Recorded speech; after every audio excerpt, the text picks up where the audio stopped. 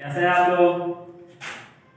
मैं मोहम्मद अकबर अंसारी, विज्ञान अध्यापक, उत्क्रमित उच्च विद्यालय गांव प्रखंड गिरिडीह से। आज विषय विज्ञान के अंतर्गत जो हमारा टॉपिक होगा वो होगा धातु और अधातु की तुलना। आज की कक्षा से पहले हमने आपको बताया था कि धातु और अधातु में अंतर तो बताया ही था, लेकिन वो रासायनिक गुणों के आधार पे होके वो आपका था भौतिक गुणों के आधार पे।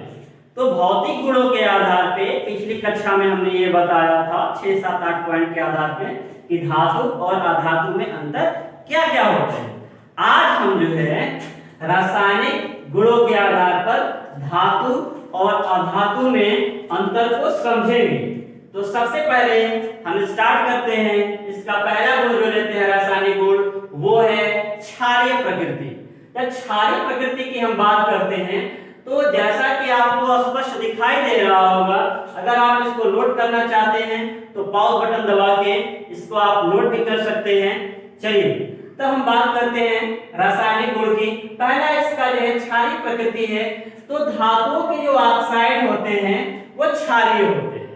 धातुओं के ऑक्साइड जितने भी धातु हैं सारे धातुओं के ऑक्साइड क्षारीय होते हैं, लेकिन कुछ ऐसे भी आपके धातु हैं जिनके ऑक्साइड में क्षारीय नहीं होते हैं, वो उभयधर्मी होते हैं, जैसे एल्युमिनियम, जिंक और टिन। ये ऐसे आपके धातु हैं जिनके ऑक्साइड उभयधर्मी होते हैं।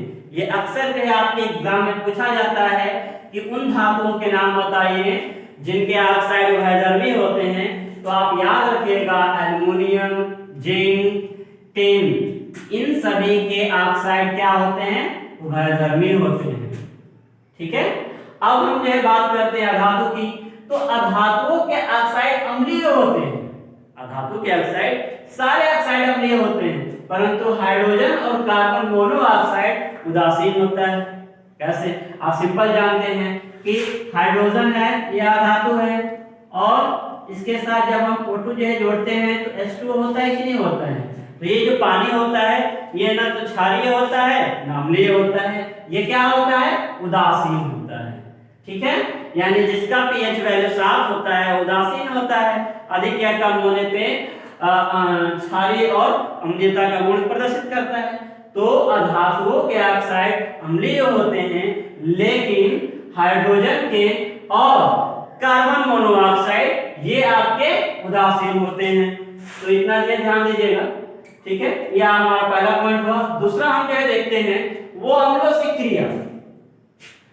धातु जो है, कुछ जो धातु ऐसे होती हैं जो अम्लों से क्रिया करके हाइड्रोजन को विस्थापित करती है तथा लवण बनाती है। यानी वो अपने आप से अम्लों से क्रिया करके हाइड्रोजन है उसमें वो विस्थापित कर देती है और वो लवण बना लेती है। ठीक है। जैसे आपका जो है एल्युमिनियम हो जाता है तो एल्युमिनियम क्लोराइड बन जाता है लवण, वो अलग की बात है। अब हम बात करते हैं अधातु की। अधातु जो है अम्लों से हाइड्रोजन विस्थापित नहीं करती है और लवण भी नहीं बनाती है। ये तो विस्थापित करती है और लवण बनाती है, और यह अधातु जो है अम्लों से हाइड्रोजन को विस्थापित नहीं करती है, और जब विस्थापित नहीं करेगी तो लवण नहीं बनाएगी। ठीक है। क्या समझाया? अब हम बात करते हैं तीसरे पॉइंट्स पे आते हैं हाइड्रोजन से संयोग। तो जो धातुएं हैं, अधिकांश धातुओं की ऐसी जो प्रकृति होती है कि हाइड्रोजन से संयोग नहीं करती है। बिल्कुल संयोग करेगी नहीं, जुटेगी नहीं, वो बिल्कुल नहीं जुटेगी। जितनी भी धातुएं हैं वो हाइड्रोजन से नहीं जुटेंगी। लेकिन कुछ ऐसे जो है आपके अपवाद है, कुछ धातुएं जैसे आपका लिथियम है, सोडियम है, पोटेशियम है, ये हाइड्रोजन से संयोग करके अस्थायी यौगिक बनाते हैं। यानी यौगिक तो बनाएंगे लेकिन वो यौगिक अस्थायी नहीं होंगे।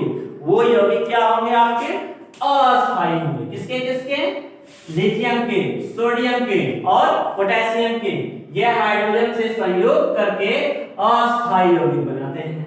अब हम बात करते हैं अधातु की। तो अधातु हाइड्रोजन से संयोग करके अस्थायी यौगिक बनाती है। ठीक है। और वो आपके जैसे हाइड्रोकार्बन को कहते हैं हम अधातुओं को, जैसे आपके मीथेन हो गया CH4 है, अमोनिया हो गया NH3 है, PH3 फास्फीन हो गया और हाइड्रोक्लोरिक एसिड हो गया आपका ये HCl हो गया। तो ये जो है आपके अधातुएं हाइड्रोजन से संयोग करती है और आपके अस्थायी यौगिक बनाती हैं। बताया मीथेन, अमोनिया, फास्फीन और HCl। ठीक है, अब हम बात करते हैं चौथे गुण की और वो है विद्युत प्रकृति। यानी विद्युत प्रकृति क्या होता है? तो पिछली कक्षा में मैं आपको जो है धातुओं और अधातुओं की परिभाषा के साथ उसकी विशेषता बताया था। तो विशेषता में आपको यही बताया था कि धातुएं जो है धन विद्युतीय होते हैं और अधातुएं जो है ऋण विद्युतीय होती हैं। ठीक है, जब ये धातुएं धन विद्युतीय होती हैं तो जब इनका विद्युत अपघटन किया जाता है, ठीक है, जब हम विद्युत अपघटन करते हैं तो विद्युत अपघटन के पश्चात या विद्युत अपघटन के दौरान ये सारी धातुएं जो है कैथोड पे एकत्र होती है।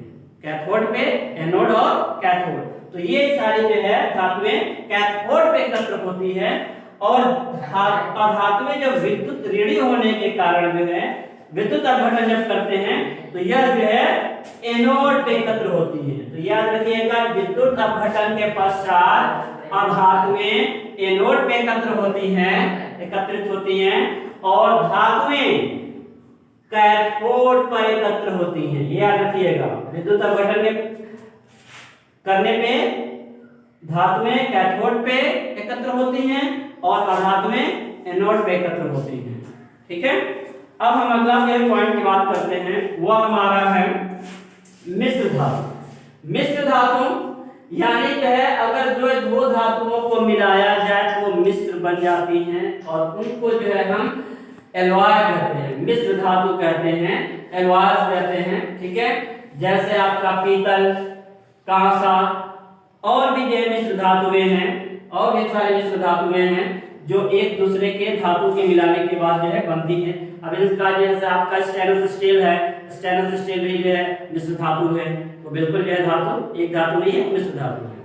ठीक है, अब हम जो है अधातु की बात करते हैं तो अधातुएं जो है मिश्र धातु नहीं बनाती हैं। ये याद रखिएगा, अधातु कभी अधातु के साथ नहीं मिलेगा, बिल्कुल नहीं मिल सकता है, लेकिन धातुएं एक धातु के साथ मिलकर मिश्र धातु बनाती हैं। ठीक है, तो ये सारे बिंदु आपको कंचस्ट हो गए होंगे। नोट डाउन करना चाहते हैं तो पॉज करके ये नोट कर सकते हैं। धन्यवाद।